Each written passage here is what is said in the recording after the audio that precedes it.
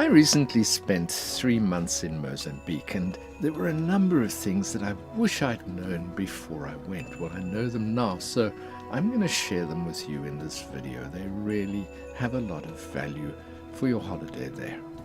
Firstly, take money in cash form with you. Rands are always accepted everywhere in Mozambique. Cards don't work. I was there for 3 months and managed to use my card about 10% of the time. If you don't have cash, you'll end up in some terrible situations. You want to buy something or you want to pay for something and you just can't do it. There is one bank in Ponta. I managed to get to the auto machine once there and it just wouldn't give me any money. I tried it a few times, it just wouldn't give me any money.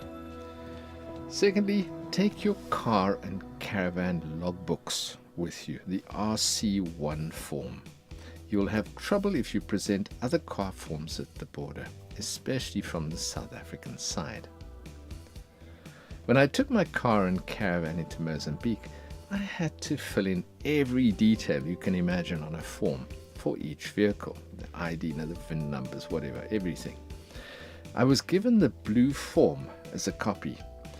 Now be sure to put all of your stuff, the bicycle, the washing machine, the fridge, microwave, whatever you have, on that form.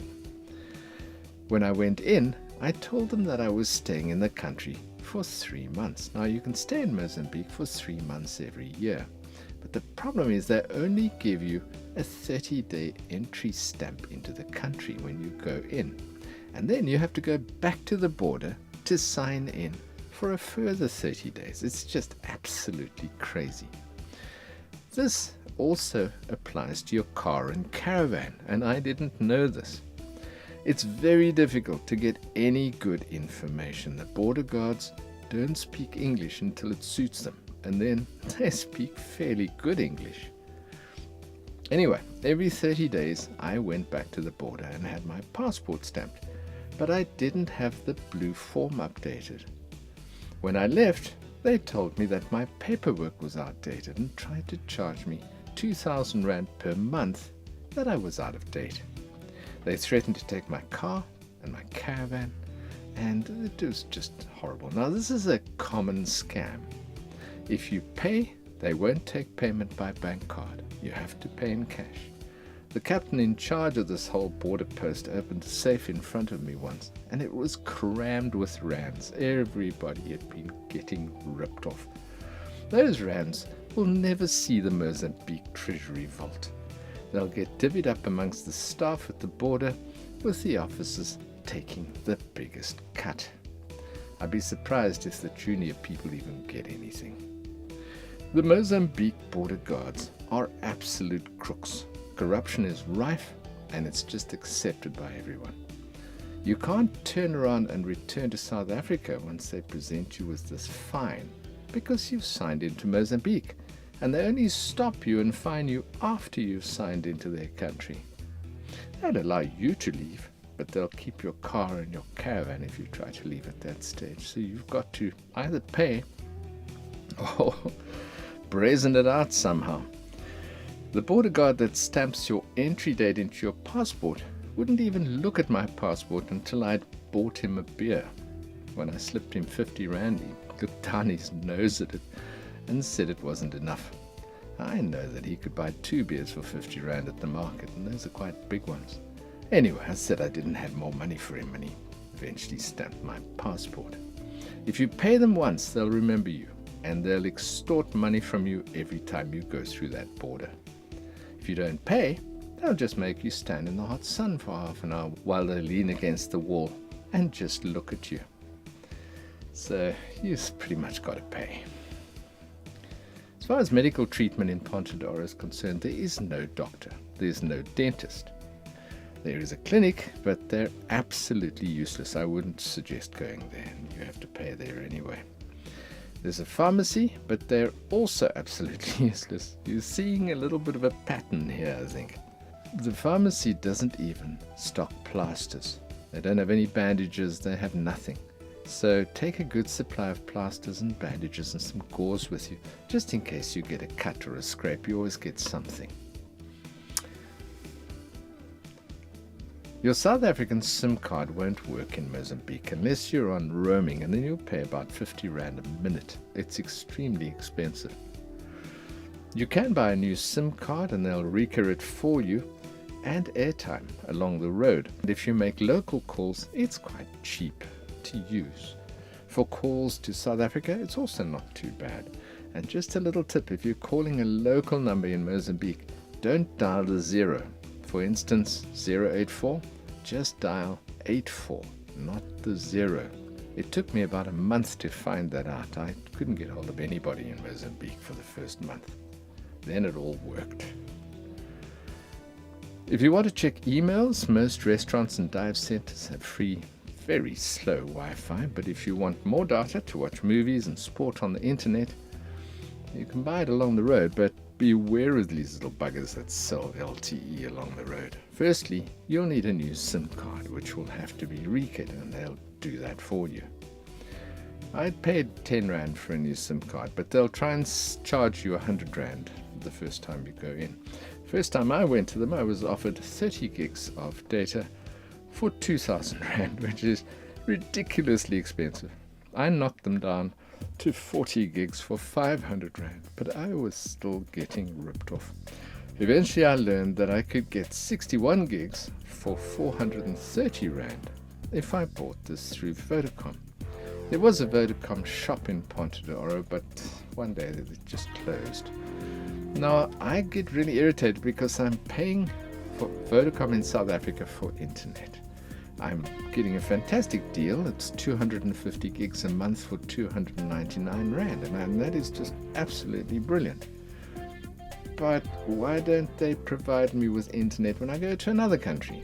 I'm buying more internet through Vodacom, still paying for the one that I have in South Africa, paying the same company again for something that I've already bought from them.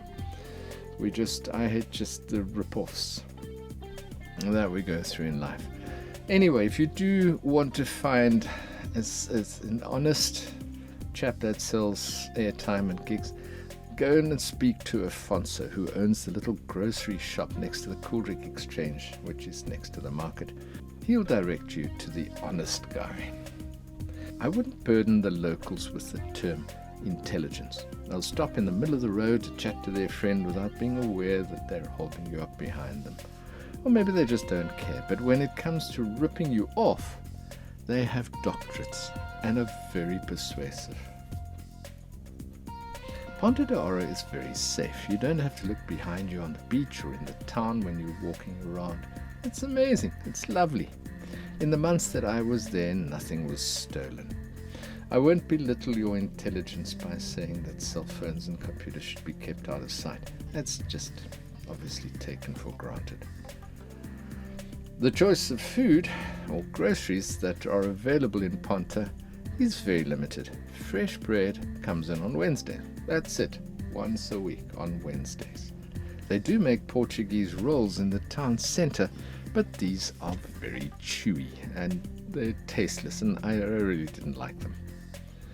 You won't find fresh milk or Pronutro here, and prices are 30% to 100% higher in Ponta than they are in South Africa. I found that changing my buying habits and buying what was available was quite refreshing, and I found lots of items that I actually liked, but it does take time to learn what's available to you. These little things were the bane of my nights. I don't know how they'd get into the caravan. I'd close up and spray early on in the evening, and there'd be no mosquitoes for about 3 hours, and then suddenly there'd be 5 mosquitoes flying around in the caravan. I'd kill them and more would appear. They are sneaky little devils. I used coils and burned incense and electric peaceful sleep mats, but the only way I was able to repel them was to spray myself with peaceful sleep. So consider bringing a mosquito net for your bed.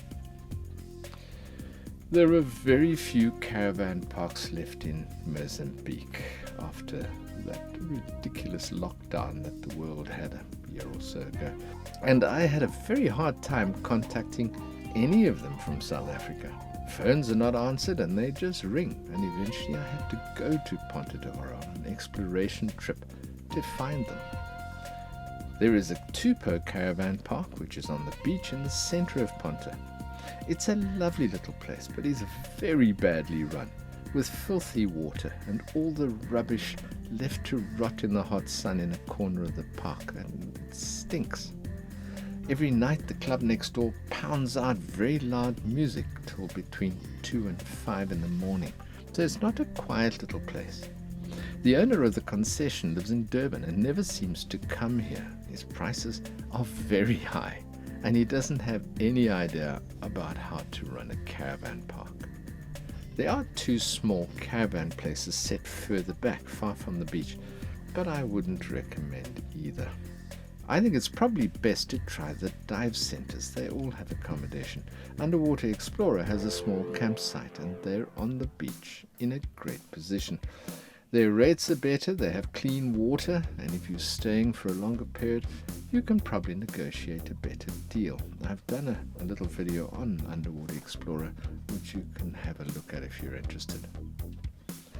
If I ever go back to Mozambique, I'll probably just take a tent, not the caravan. There are tar roads across the country, but once they reach a village, they just end, and you'll have to drive on soft, sort of sea sand. I deflated my tires a bit and managed to get around to a limited extent. As you move away from the villages, the roads degenerate alarmingly, and you need a 4-wheel drive with high clearance to get over the sand and rocks. A while ago, a young lady told me that living like this is quite hard. I wondered what she was talking about, because I'm having a great time. But as I think about it, I realize that she's right. Packing up and moving house to a new place every month or 2 is very hard, both physically and mentally. You've just met some nice people and you have to go, never to see them again. When I get to the next place, I don't know a soul or where anything is. The shops, the doctors, the mechanics. My goodness, my car has been so badly messed up by awful mechanics. And all the other services that you're familiar with at home you just don't know where they are. But I love it, and I wouldn't dream of going back to living in a house in one place again. But there's hardship, and I don't have the crutch of a wife or a family to tell me that everything's going to be all right or to help in any way. Fortunately, I have the cat to talk to, and equally fortunately, she doesn't answer me. But adventure certainly has its doses of hardship. I've had some very bad experiences, very, very bad experiences at the Mozambique-South African border, and I may tell you about them next year. But for now, it's time to end this message. It's been a fantastic year for me. I hope it has for you too. And I wish everyone a lovely holiday season and a new year full of fun and happiness.